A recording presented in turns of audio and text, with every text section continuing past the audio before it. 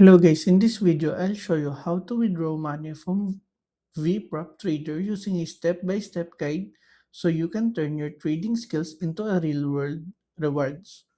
Whether you are using the free app challenge or a professional funded account, navigating the payout process correctly is essential to ensuring your funds arrive safely in your bank account. The first thing you need to do is ensure you have completed your KYC verification, which is standard for Know Your Customer. You should head over to the settings menu in the VPAP Trader app and upload a clear photo of your government issued ID and a selfie.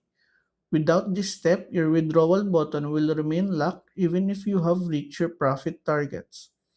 For those using the free $1,000 challenge, keep in mind that you must reach a minimum profit of $62.50 before you can initiate a payout.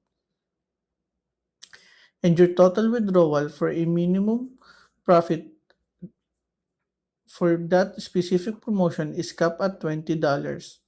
Once your identity is verified and you have met the profit requirements, you need to close all your open trades. The system will not allow you to request a payout if you have an active position or pending orders in your MT5 style trading terminal. After your trades are closed, go to the wallet or redeem section of the dashboard and enter the amount you wish to withdraw.